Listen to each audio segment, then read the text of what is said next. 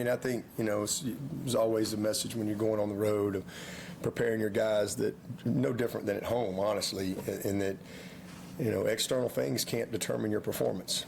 I mean, if it does, then you're always going to be controlled by external things. And so when you're in the arena, you've got to really be, disciplined, with how you think and what your focus is on. Because, where your focus goes, your energy flows, right?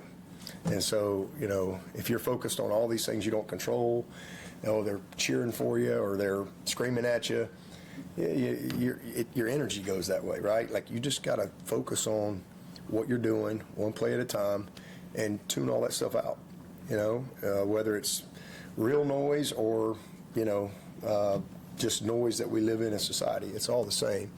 So it's a great opportunity. That's just part of it. If you're going to be a great team, you got to go win on the road. I mean, and so in this, and we all get 8 conference games, and every game is a playoff game. It's just how it is. I mean, that's how you got to look at it.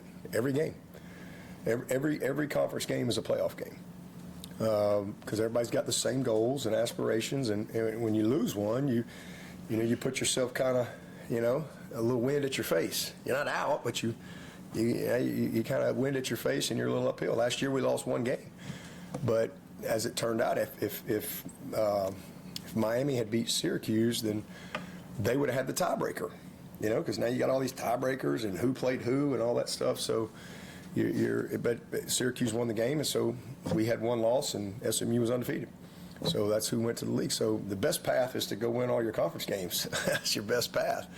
And so every conference game is a playoff game, because every conference games has playoff implications, because every conference games impacts who's going to the championship of your league. So that's just the reality of it. And you just embrace it and let's go compete.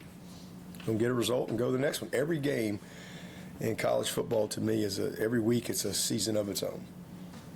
It is. It's a season of its own. And then you learn from it, you study it, and then you put it away, and new season every week.